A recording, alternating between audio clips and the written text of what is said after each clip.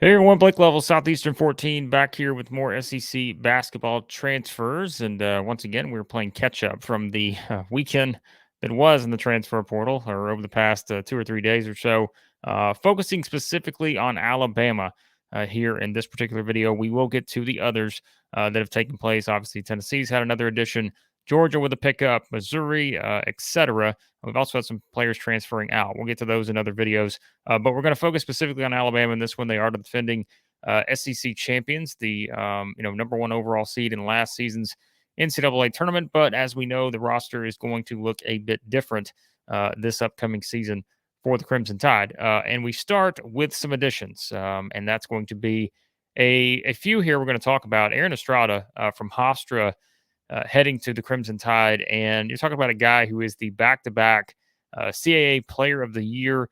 Did that in back-to-back seasons. 6'3" guard, averaged 20 points a game, 5.5 rebounds per game, 4.3 assists per game. I think shot about 48% last season at Hofstra. We talk about experience. We keep saying kind of the importance of that, and really the focus that we've seen for a lot of SEC teams to go out and get guys who clearly have played a lot of minutes. Well, Estrada's done just that, as he played 37.2 minutes per game last year, played 35.2 minutes per game in 2022. So you've got a guy coming in, an experienced guard. Stop me if you've heard that one before. We know there's been some success with that for Nate Oates, being able to bring in a guy like Mark Sears. Obviously, we've seen what they've done with other guards that they brought in there. And so you've got someone who has the experience, the obvious scoring ability, and what he can do, averaging 20 points per game.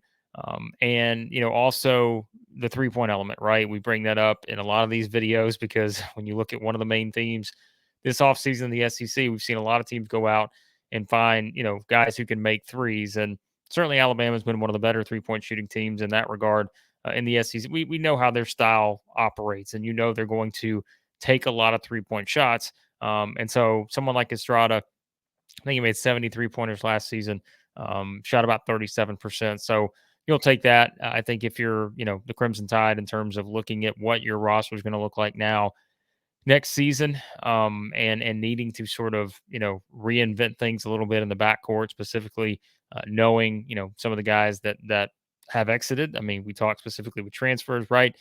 Understanding that Jaden Bradley's transferred, Amari Burnett's transferred.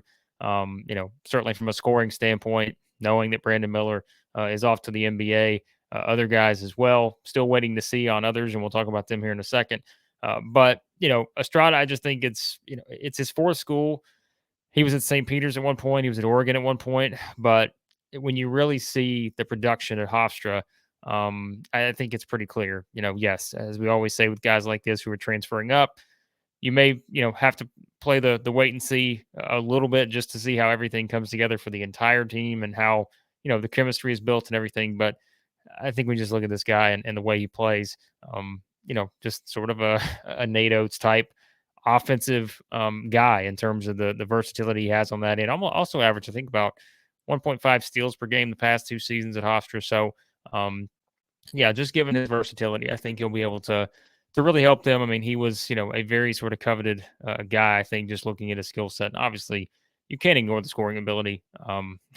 That's just something that's very important. And so, especially when you're a team like Alabama who has to replace a lot of scoring from last season. So, Estrada heading to Alabama, and he will join the new look backcourt there for the Crimson Tide. Speaking of the new look backcourt, they're going to add another one as well, and that is going to be Latrell Wrightsell Jr. from Cal State Fullerton, and a name I'm familiar with, having done some stuff for Blue Ribbon Yearbook.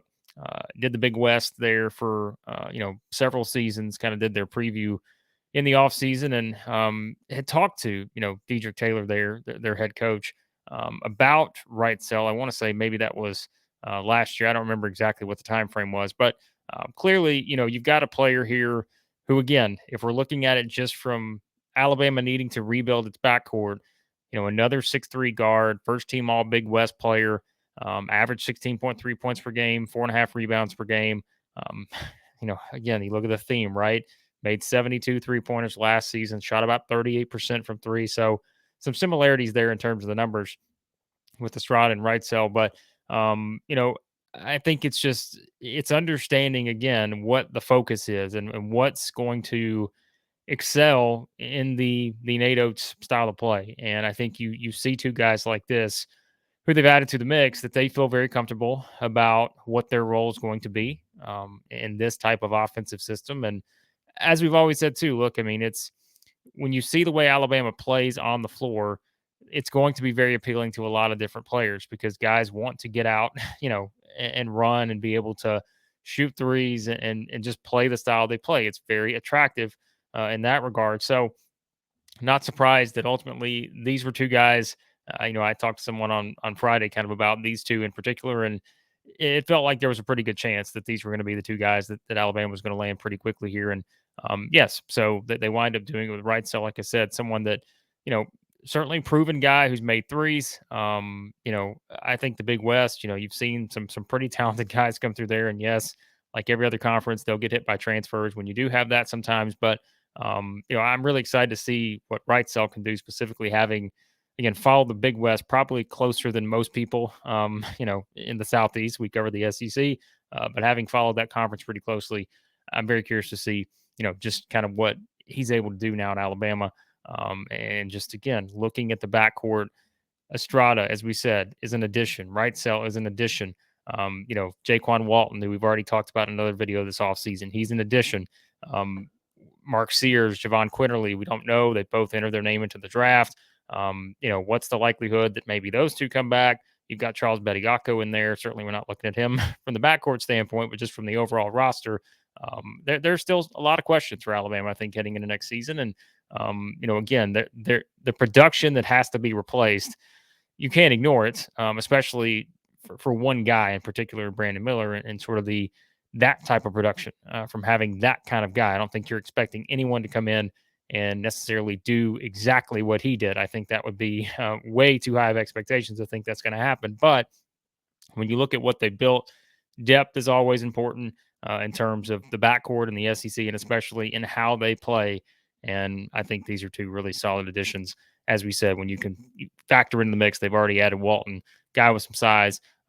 Certainly Sears and Quinterly still to be determined, but I'm not going to lean one way or the other because, as I always say, I'm never surprised what guys ultimately decide to do. But I think these are two really good pickups for Alabama, and just very curious to see kind of how they fit into the puzzle next season there for the Crimson Tide as they look to defend the SEC championship. So there are a couple quick thoughts on Aaron Estrada and Latrell Wrightsell Jr. heading to Alabama. And as I mentioned, we'll have more covered here in terms of the SEC basketball transfers in and out at Southeastern 14. So hit that subscribe button, hit that like button as well. That helps us out. And a lot of SEC football, spring game reaction. We've got it all there on the channel here. A lot more stuff on the way football wise in the coming weeks. A lot of SEC baseball stuff. Check that out as well. And as I mentioned, we'll continue to cover all the transfers in SEC basketball, and there are a lot of them. So we will have you covered. Hit that subscribe button.